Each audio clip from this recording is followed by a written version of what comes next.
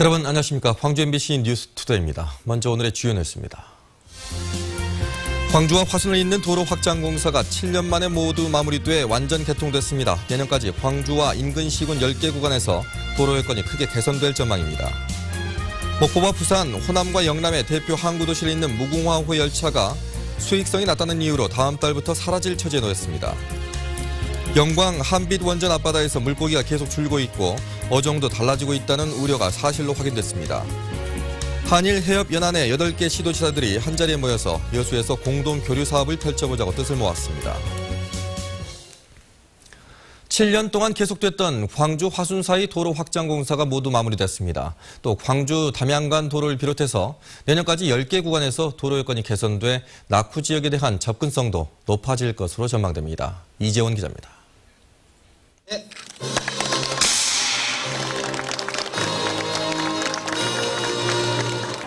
시원스럽게 단장한 왕복 4차선 도로를 차량들이 거침없이 질주합니다. 너릿재를 관통하는 터널이 새롭게 뚫렸고 월남 택지지구를 지나면서 나타났던 병목 현상도 말끔하게 사라졌습니다.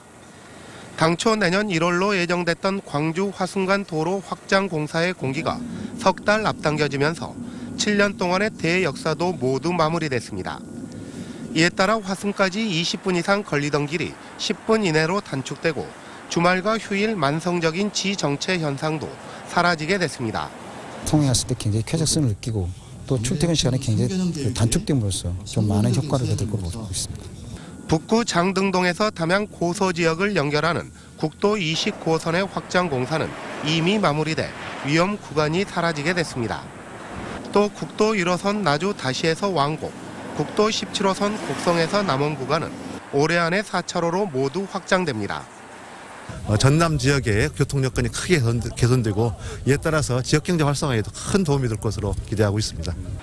내년에는 더 많은 도로가 확충됩니다.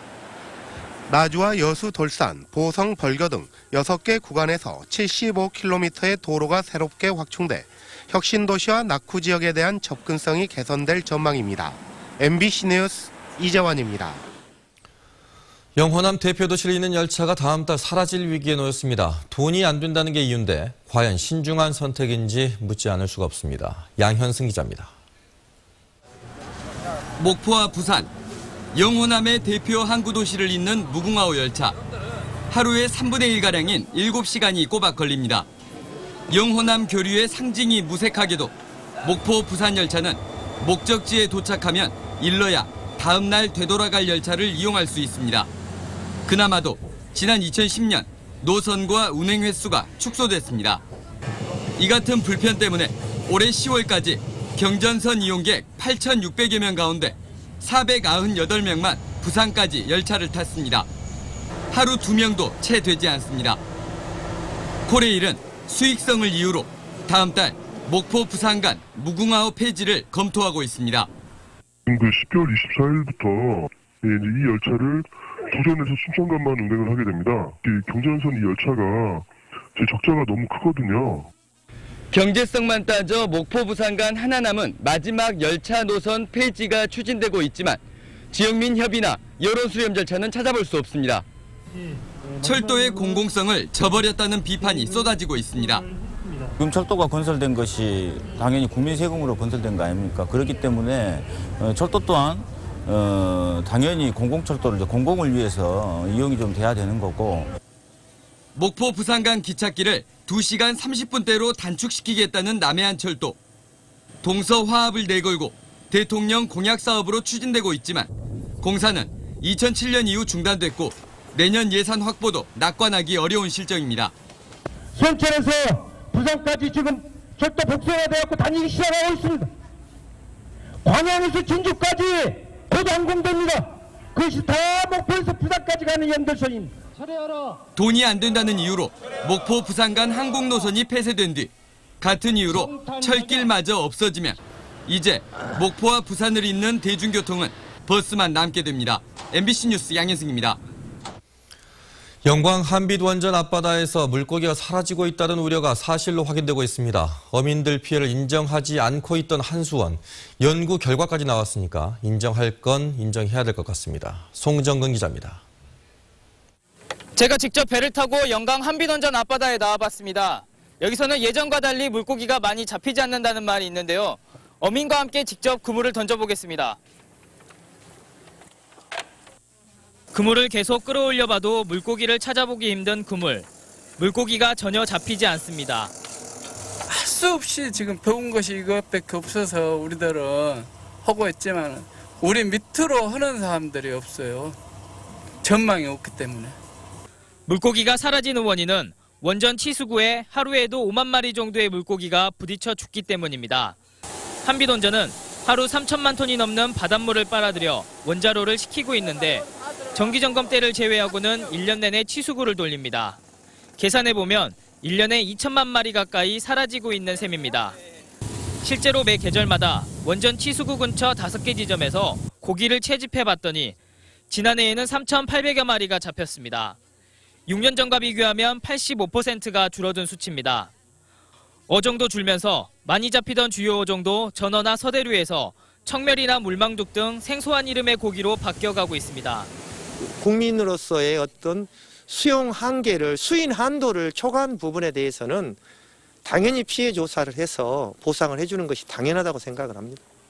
한비던전은 한수원이 의뢰한 이 연구 영역 결과에 대해 서해안에서 고기가 줄어들고 있는 일반적인 현상이 드러난 것일 뿐이라고 반박했습니다. MBC 뉴스 송정근입니다. 22명이 숨진 장성요양병원 화재 당시 불을 질렀던 치매 노인에게 법원이 중형을 선고했습니다.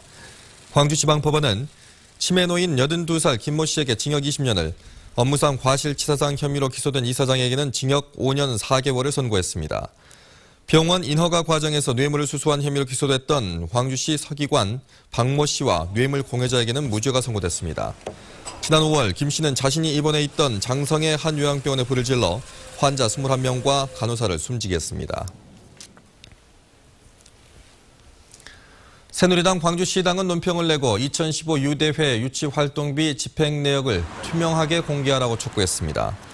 새누리당은 유대회 유치활동비 24억 원 가운데 5억 원가량이 순금 메달과 가방, 지갑 등 고가품 선물 구입비로 쓰였고 나머지 19억 원은 사용처가 불분명한 것으로 알려졌다고 주장했습니다.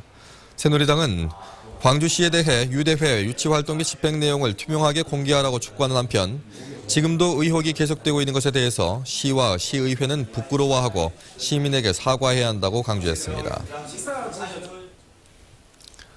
사전 선거운동 혐의로 수사를 받아온 시도지사가 나란히 무혐의 처분을 받았습니다. 광주지검 공안부는 이미 구속된 선거 브로커 65살 이모 씨가 선거대책위원회를 결성하는 과정에 공모했다고 볼 만한 증거가 없어 윤장현 시장을 불기소 처분했다고 밝혔습니다. 광주지검 순천시청도 경선 과정에서 이낙연 지사가 유권자들에게 지지를 호소한 사실은 확인됐지만 대법원 판례를 검토한 결과 공소 유지가 어렵다고 판단해 불기소 처분했다고 설명했습니다.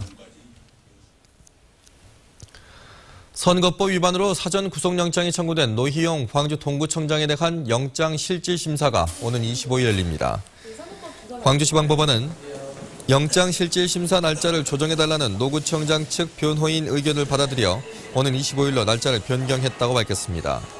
노구청장은 지난해 추석에 주민 200여 명에게 1억 2천만 원어치 선물을 돌렸다는 혐의를 받고 있으며 다른 선거법 위반 혐의로도 기소돼 1심에서 당선 무효형을 받은 상황입니다. 내년부터 성적 제한이 폐지된 송원 자사고에 신입생 지원자가 몰렸습니다.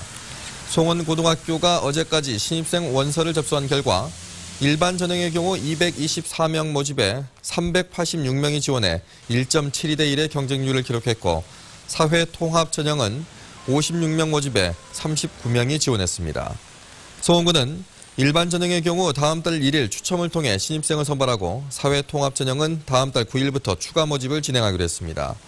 내신 성적 30% 이내로 성적을 제한했던 작년과 재작년의 경우 송원구는 1차 모집에서 지원자가 정원에 미달됐습니다. 도민의 살기 좋은 마을 구축 사업인 좋은 경관 만들기 추진단이 운영에 들어갔습니다. 전라남도는 순천만 국제습지센터 컨퍼런스홀에서 이낙연 도지사와 조충은 순천시장 등 관계공무원과 도민 700여 명이 참여한 가운데 좋은 경관 만들기 추진단 발대식을 가졌습니다. 전라남도 22개 시군 대표와 공무원들이 참여하는 좋은 경관 만들기 추진단은 앞으로 지역에 분포된 섬이나 숲과 관련된 경관 사업 아이디어를 발굴하고 이를 경관 개선 사업에 활용하는 업무를 담당하게 됩니다. 요즘 한일 관계가 경색 국면인데요. 한일 해협 연안에 있는 8개 시도지사들이 한자리에 모였습니다. 엑스포가 열렸던 여수에서 공동 교류 사업을 펼쳐보자는 공동 성명서도 발표했습니다. 박민주 기자입니다.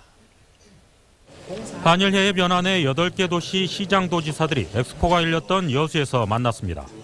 일본의 후쿠오카현과 사가현, 나가사키현, 야마구치현 등 4개 현과 한국의 전남, 부산광역시, 경남, 제주특별자치도가 참석한 자리. 한일 8개 도시의 대표들은 아름다운 경관 만들기란 주제로 자유토론을 갖고 공동 성명문을 발표했습니다. 지역의 국제행사나 현안 사업 등 교류를 통한 상호 공동 번영의 틀을 만들어가기로 했습니다. 앞으로 공동 교류 사업을 실무회의를 열어 구체적으로 협의하기로 뜻을 모았습니다. 서로 관광 산업을 진흥하고 또 후세에게 아름다운 환경을 물려주기 위한 지혜를 나누는 그런 자리입니다. こうした地域間交流が進むことが国と国との良好な関係の基礎をなすものだと思っておりますので、地域の皆さん方と一緒に協力をしてですね、具体的な事業を 글로벌 인재 육성 사업의 하나로 내년도 한일 양국에서 중학생들이 참가하는 포럼을 후쿠오카현에서 개최하기로 했습니다. 담양 세계 대나무 박람회와 일본 사가현의 아리타 도자기 창업 400주년 사업 등 양도시에서 열리는 문화행사도 적극적으로 협력합니다. 역사 문제로 경색 국면이 풀리지 않고 있는 한일 관계.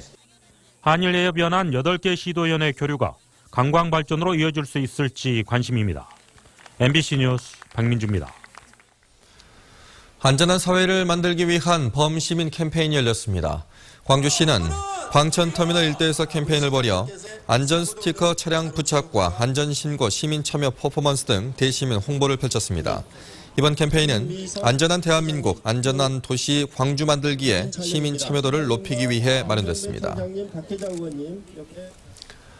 광천남 지역 21개 대학교 총장들은 광주 테크노파크에서 총장협의회를 갖고 지역사회와 함께 발전하는 방향에 대해 논의했습니다.